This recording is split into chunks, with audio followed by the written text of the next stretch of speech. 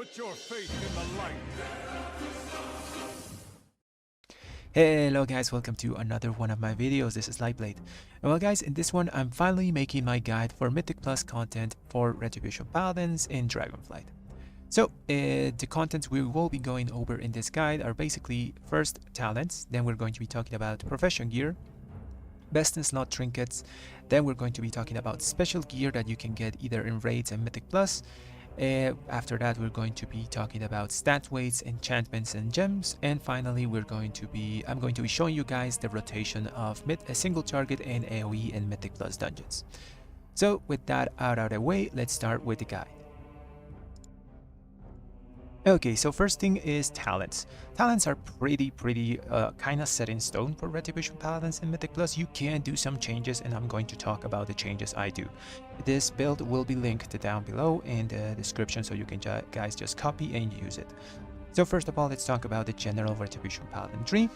And some things that I do that others don't are, for example, do not take a Seal of Reprisal, because I don't think this thing is worth it to take it. It's better to take some extra utility instead. This gives you 10% extra damage to your Crusader Strike, which is basically nothing. It's like 0.1% of your damage, which is negligible damage, you know? So instead of taking 2 points there, you can put those 2 points, for example, one in Devotion Aura and the other one in Blessing of Protection. There's some guides out there that tell people not to use Blessing of Protection for whatever reason, and I think that's just wrong, because, well, in certain scenarios you want to, for example, use your bubble to save yourself from a mechanic, and maybe the tank dies, and in that scenario you can just use Blessing of Protection, rest the tank, and you still have your bubble to deal with that mechanic later in Mythic Plus.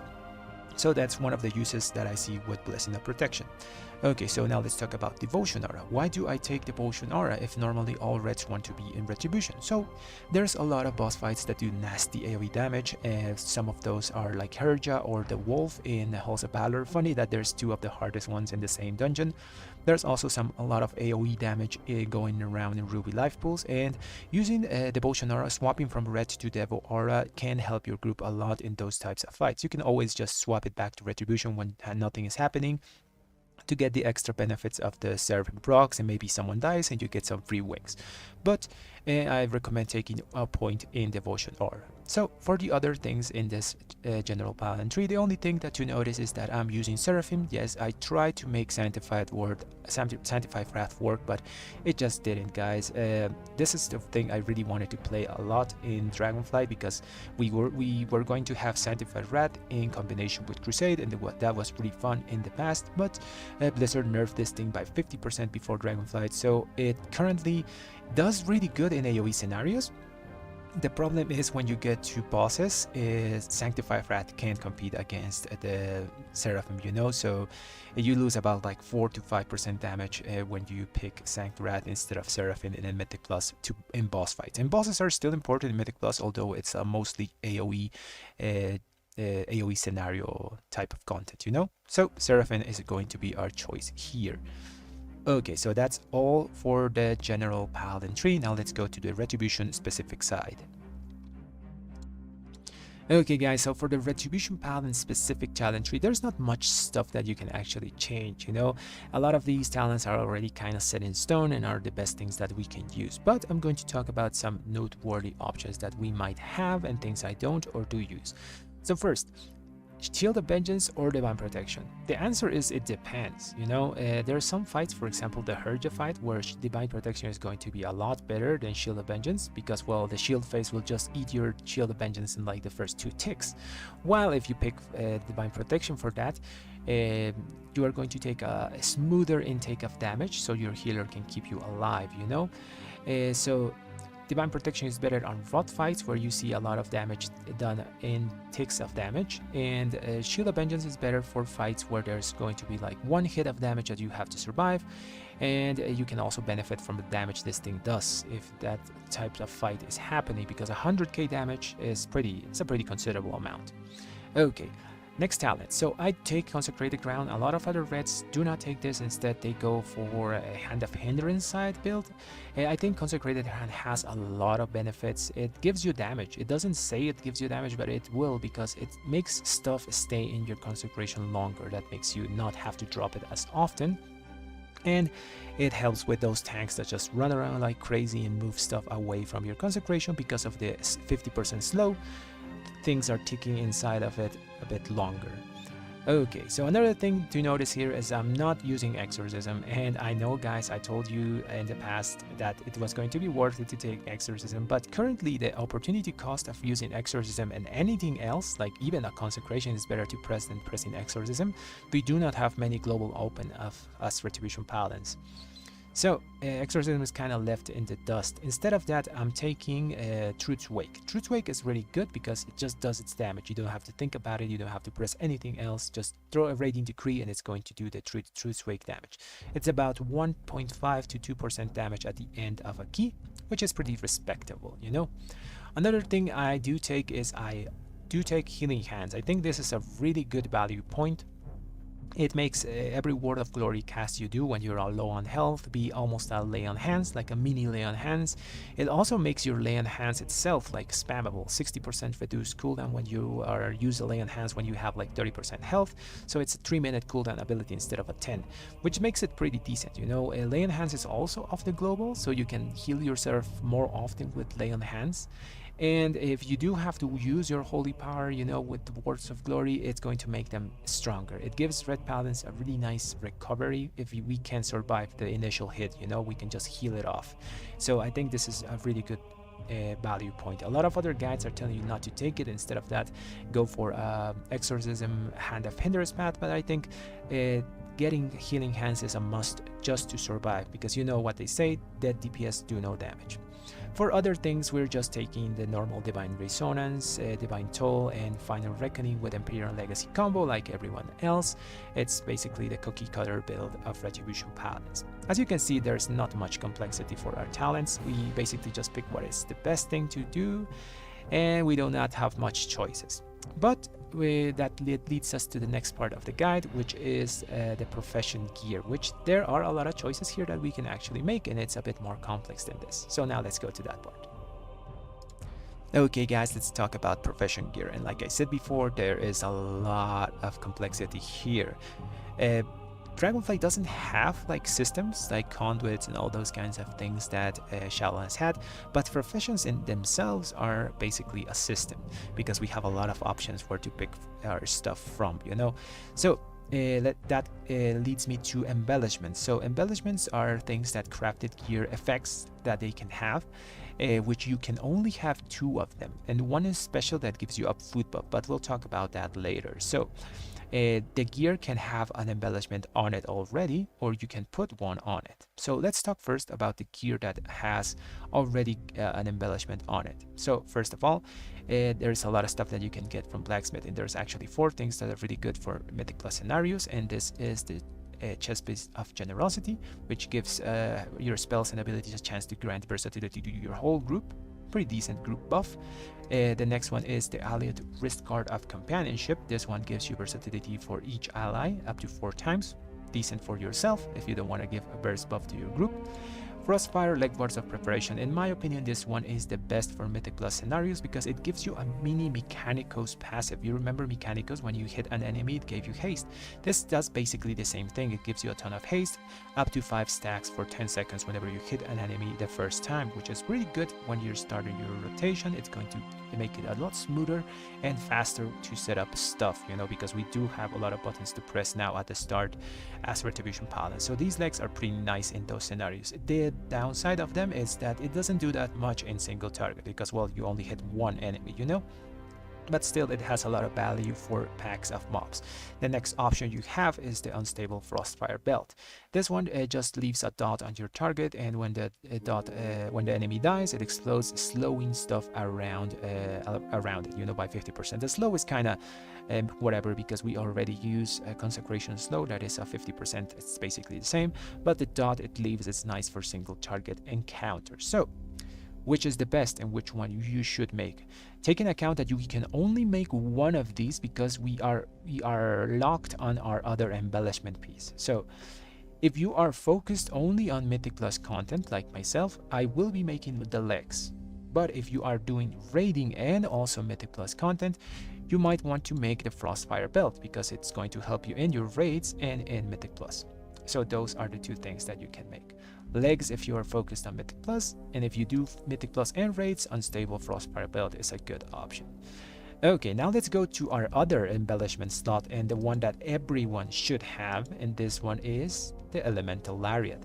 This thing is just extremely powerful. Whenever you are just casting abilities and spells, you have a chance to get a bunch of stats associated with the elemental gems you have. So the stats you get actually do not care about the stats of the gems you have. They only look for the type of gem you have. You can see this Keen Emerald. This thing is an Earth Emerald. So there are fire, air, frost gems, you know, and each one will give you a different stat. The ones that we want to use as red paladins are earth gems. So if whatever earth gem you have is always going to proc a mastery proc, and the mastery proc has an uptime about 30% on the course of a dungeon, which is extremely strong, you know. So this is our next crafted piece, and this is a must-have. So whatever you do, craft your lariat first over any of the other blacksmithing pieces. Okay, those are the gear that you can get crafted that have their own embellishments. Now, maybe you don't want one of those embellishments. You have other options, although they are kind of a bit weaker than these special embellishment pieces. And now let's go to the embellishments that you can put on gear that are worth noting for red paladins. Okay guys, let's talk about embellishments you can put on gear. So there's 3 options here that we can get. The first one increases your potion duration. The second one, whenever you deal physical damage, you have a chance to do more physical damage. Pretty simple one. And the next one is whenever you are over 90% health, you will be getting a bunch of mastery, 220 mastery when you put it on a 418 piece of gear. I'm using that currently on my weapon. So which one of these is the best? It really depends. So depending on how well you use potions can be really good. The Fangs one does about 1% of your damage at the end of a key, which is a pretty decent, you know, it's very small contribution to damage, but it's a pretty decent one. And the mastery one is also really good. 220 mastery is about 2% extra damage, and almost all of our damage is scales with mastery, which technically it would make it the best, but you have to notice that the mastery one only works if we are 90% health or higher. So myself, I tested this, and you are going to be over 90% health at least 70 to 60% of the dungeon time. So you are getting at least 1% of the mastery of this embellishment. So those are like the embellishments that you can put on gear. And there's one special one, which is the food one.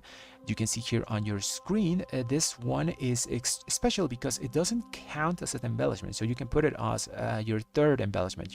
You may say, you know, it allows you to get a food buff. It makes it last longer, and it lasts even if you die. So it has a lot of value. It's going to save you a lot of gold probably in the long run, you know, especially if you die in Mythic Plus a lot, and there's a lot of lethality in Mythic Plus at the moment. So I think this has a value. So put it on any of your crafted pieces of gear. It's not going to count as an embellishment. So you can technically have 3 embellishments, the food one and 2 others. So that's all for crafted gear, guys. Now let's go to the next one, which is best in slot trinkets. Okay guys, so for trinkets, we as always have an on use, and this time it's tricky. We have 2 on use, which is our best setup, but you can ignore the second on use and use a passive trinket, because there's also really strong passive trinkets out there. This time there's a lot of stuff that is coming from the raid that is really strong, but most of our primary on-use trinkets come from Mythic Plus, which is a really good thing, you know. So first of all, we are going to talk about our primary on-use trinket, which we have 3 options, and all of them are from Mythic Plus dungeons. So let's go to the dungeon journal, and let's go to the best in slot 1, which is the Blaze Binder's Hoof. As you can see here on your screen, it's a 2-minute cooldown trinket. It gives you haste, and when you use it, you bind with the blaze. So you start gaining stacks up to 6 stacks. Each stack gives you a small amount of strength, stacking 6 times. This has the possibility to be extremely powerful. The problem with it is stacks sometimes really slowly, you know, so by the time you get 10 stacks of your crusade, so you use this thing with crusade at the same time. By the time you have 10 stacks Crusade and you're ready to throw down your Final Reckoning and your Divine Toll, sometimes you don't get the full 6 stacks, sometimes you get 2, sometimes you get 3. So there's a lot of variance on this trinket, even though it's our best in slot option. Take notice that it does have some variance to it. It comes with an extra benefit that whenever it finishes the effect, you explode doing fire damage split around your enemy. So it's not uncapped AoE or anything like that, it's just an extra bit of damage that it does. Best in slot option, it has a lot of variance. We have other things that we can use instead of this if you want to. That brings us to our second option, which is, in my opinion, a bit better than Blazebinder Hoof because it's more reliable, and this is the Horn of Valor. So Horn of Valor also lasts longer than the Hoof. The Hoof only lasts for 20 seconds, you know, but the Horn of Valor has the benefit of lasting 30 seconds. You use this at the start of your crusade, and it will last through the whole thing and 5 seconds of change to spare, you know, so it's pretty decent. So the Horn of Valor also has the benefit of not only giving you offensive stats with the versatility, it also gives you a small amount of the defense. You can see here my horn is a 537 versatility. When I take it off, I lose 3% burst. You can see there, and when I put it on, I gain the 3% burst, which means that it's going to give you 1.5 damage reduction. So it's a pretty decent trinket also for that regards. Rereds are pretty squishy, so having that extra damage reduction feels nice on your offensive trinket, you know. So Horn of Valor, like I said before, not much to talk about. It's just a reliable trinket. It's going to give you stats for 30 seconds. Pretty good option. The next one also comes from Mythic Plus Dungeons, and it comes from Shadow Moon Burial Grounds, which is a really good thing because this place is extremely easy to farm. Even on 20 keys, this place feels like a 15 key or something like that. Anyways, the trinket itself is the Bone Maw's Big Toe. So this trinket gives you strength, and when you use it, it's a 2-minute on use. You get a bunch of critical strike. So this trinket, you do have to use it when you get your 10 stack crusade. Don't use it at the start. It's better to use it at the 10 stack crusade when you're about to drop your Final Reckoning, all those things. It's a pretty decent one. It also comes with the benefit of doing extra shadow damage while it's doing its effect in front of you, which is pretty decent. It's split damage, it's not uncapped or anything like that, but extra damage is nice. A bunch of critical strike helps a lot with your crusade because, well, crusade doesn't come with extra critical strike, it comes with haste. Pretty good trinket to have as our third on-use option. Like I said before, Blazebinder Hoof, best in slot, has a lot of variance. If you don't want to deal with the variance, get Horn of Valor. Comes with defensive benefits and also offensive. It lasts for 30 seconds, which is huge. And if not, you're kind of unlucky and you can only get the toe, it's also a good option, but remember, use the toe at the 10 stack crusade mark. Okay, those are our on-use options. Now let's go to our passive trinket options, and in this case we have our second trinket that is going to be also on use as best in slots. For second trinket, like I said, we have a best in slot one, which comes from the raid, sadly, because not everyone does the raid. This one comes from Broodkeeper Diurna, and it's the Manic Grief Touch. So this thing is extremely overpowered at the moment.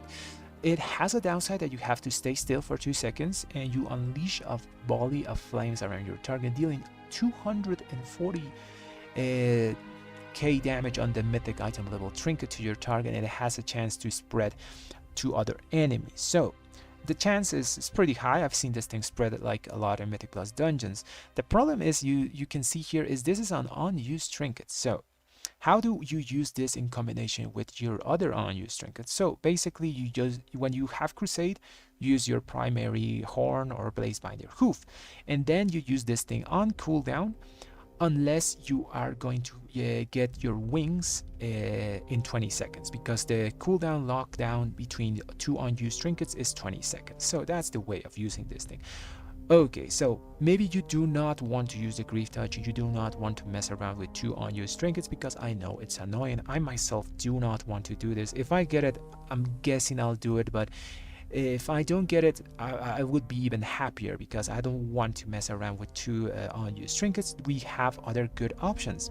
One of them also comes from the raid. So the next best in slot trinket that I would say is the Whispering Incarnate Icon. This trinket has a caveat that it comes from the first like 3 bosses, so it's pretty attainable by a lot of people, you know, in heroic or mythic. probably you're going to be progressing to the 3 bosses very easily. The Whispering Incarnate icon is basically just a stat stick, so you don't have to use it as a second on use or anything. You just plop it down and use it. It's going to give you as a DPS critical strike, but the effect that is pretty strong with it is that you can if other people are using their trinkets, the same one, it's going to give them either versatility or I think it's haste for tanks and healers, you know. So this thing is going to give a portion of those stats for 12 seconds depending on how many people are using it in your raid, you know. So this thing has those extra stats that it's going to give you. Pretty good trinket. I would say it's our second best in slot, and if you do not want to mess with those with the second on use on the Grief Touch, basically this would be your best in slot second trinket to use. Okay, so from the raid, we have another trinket that's really powerful, and it comes from Teros, this Rumbling Ruby. So Rumbling Ruby gives you a strength, and it also has like a weird texting here. I'm going to tell you guys what it exactly says. Your attacks slowly build concussive force, granting you 25 attack power per stack. It goes up to 10 stacks. Basically, this is saying that it gives you 25 strength per stack, because 1 attack power is equal to 1 strength since I think Warlords of Draenor. So at max stacks, this is going to give you 250 extra strength. The stacks build kind of slowly, but on average you're going to have 5 stacks, so 125 strength on average on the trinket as extra, which is pretty decent, you know. But that's not the last thing. It has a really powerful effect that your next 3 melee attacks will, when you get to 10 stacks, will do a shockwave in front of you. This is uncapped damage, so it's a pretty powerful thing. And it does like uncapped damage in front of you, you know. Pretty decent trinket, comes with that upside of extra damage, and it also scales your character because the attack power is basically strength, so it's a good scaling trinket with an extra effect. It also recently just got fixed, so it now works on big enemies. In the past it wasn't working on like large targets. Anyways, those are the trinkets from the raid that are our best in slot. Now let's go to trinkets from other sources like Mythic Plus Dungeons. So we have a few trinkets here that are also good. Well, one trinket that's actually good from Mythic Plus Dungeon, and this is the Hunger of the Pack. So Hunger of the Pack is just another stacked stick.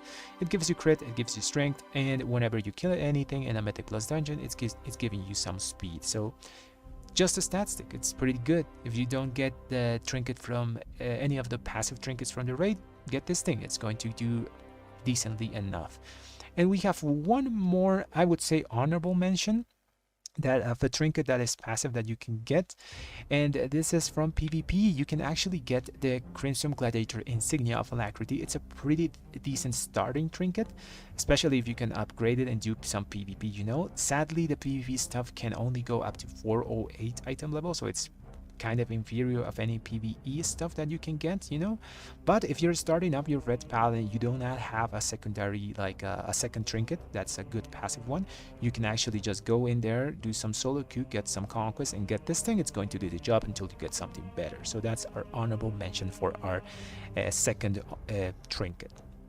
Okay guys, now that we have talked about trinkets, let's go to the next part of the guide, which is special gear from raids and Mythic Plus. Okay guys, so for special gear, there's actually some really good stuff from the raid that drops that's not trinkets or stuff like that, you know. So let's go there. There's 2 rings that are extremely strong from raid. One is offensive and the other is defensive. So the first one drops from Eranok. This is a really good thing, and this is the offensive ring. So this Seal of Dirna's Chosen, it gives you critical strike and versatility. Stats aren't that good. Burst is nice because it gives you defensive and offensive benefit, but the good thing is dealing fire damage has a chance to ignite your enemies, dealing extra damage for every 2 seconds. So remember, like I said, that Frostfire Belt was going to be important because it deals fire damage. Frostfire Belt can actually proc the Dirna Seal of the Chosen.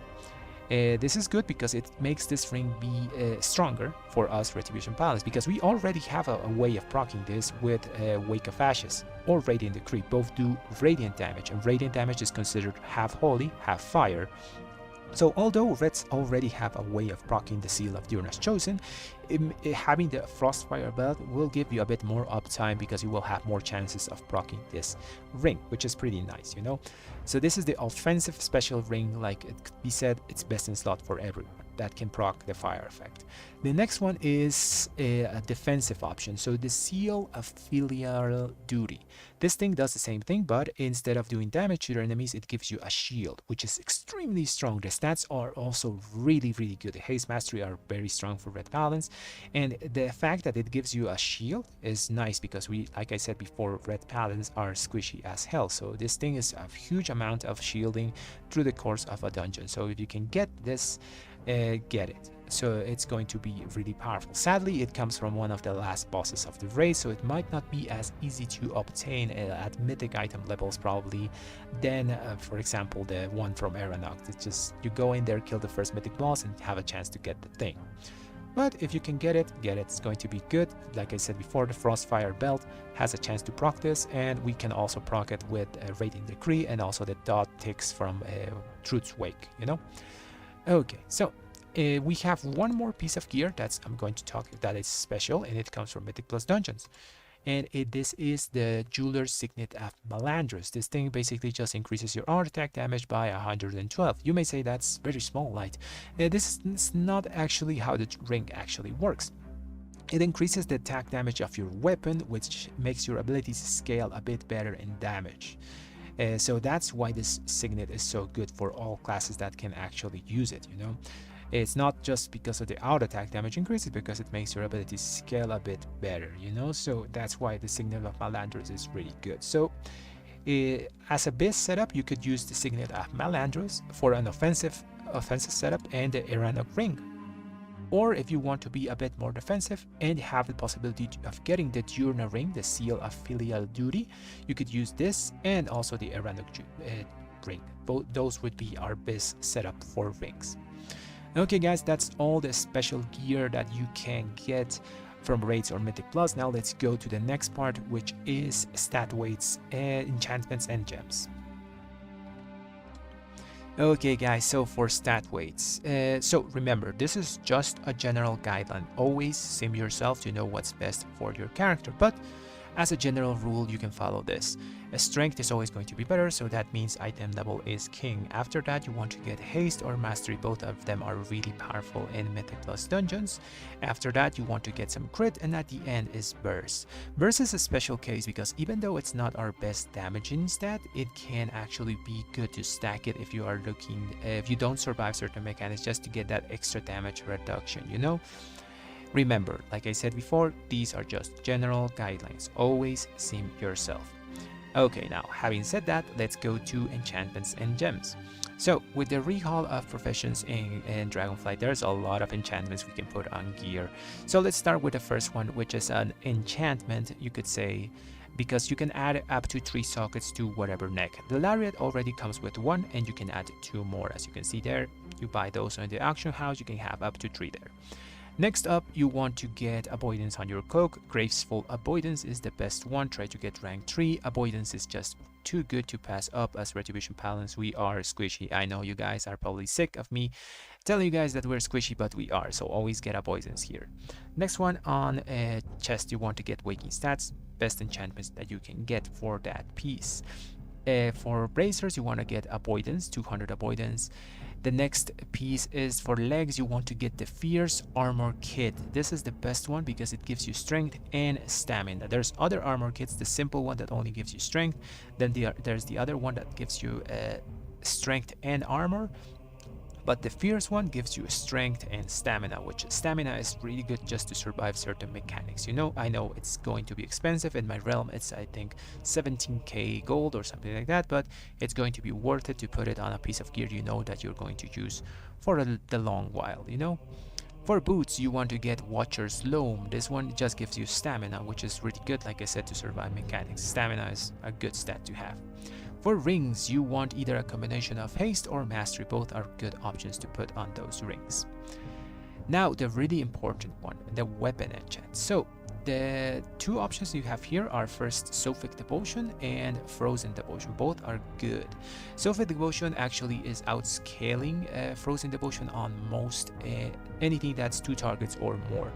Frozen Devotion is still pretty good on single target scenarios, but since Mythic Plus is more of AoE stuff, Sophic is going to be better. Eventually, Sophic is just going to overtake it completely, even in single target stuff, so I think Sophic is a good option to take for your weapon, a safe one, you know, since it's going to outscale Frozen Devotion eventually. Okay guys, as for gems, we only want to use earth gems on any socket that we have. This is because they made a fix to the Lariat like a few weeks ago where overlapping different types of stats doesn't happen anymore. So you can't have like critical strike and mastery buff at the same time. You can only get one of them. So as red balance, we do want to get the guarantee that mastery proc, and to do that we have to only use earth gems on all the sockets of our gear. So here on the right side of your screen you can see all the earth gems and all the combinations of secondary stats possible between those earth gems. So that's going to be all for gems and enchants. Now let's go to the last part of the video where I show you guys how to do the opening rotation on AoE and single target scenarios. Okay guys, so our AoE rotation is pretty simple. Build 5 Holy Power, use Crusade with Seraphim at the same time. After that, just use 2 Divine Storms. Try to empty your Holy Power at this point. Use Divine Toll, Final Reckoning, Radiant Decree, and just keep building and spending. Notice that I do not drop my Consecration while my Final Reckoning is up. I wait till it goes away and then drop the Consecration and just keep dropping it whenever it's off cooldown. Then with this setup you will have a second Radiant Decree and the Crusade window. That's why I use my Divine Toll before my Final Reckoning drop, you know, also to get the benefit of the judgments on the first Radiant Decree I do.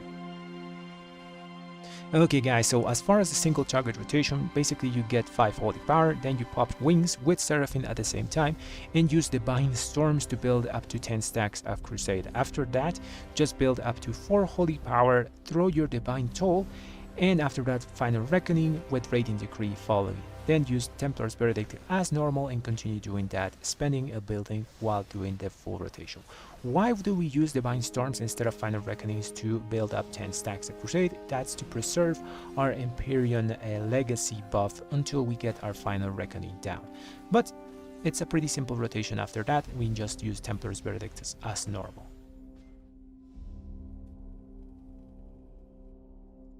And well guys, that's going to be all for today. I really hope this guide clears up any doubts and helps you reach your Mythic Plus goals. And if it did, subscribe to the channel and leave a like to the video. Thanks for watching everyone.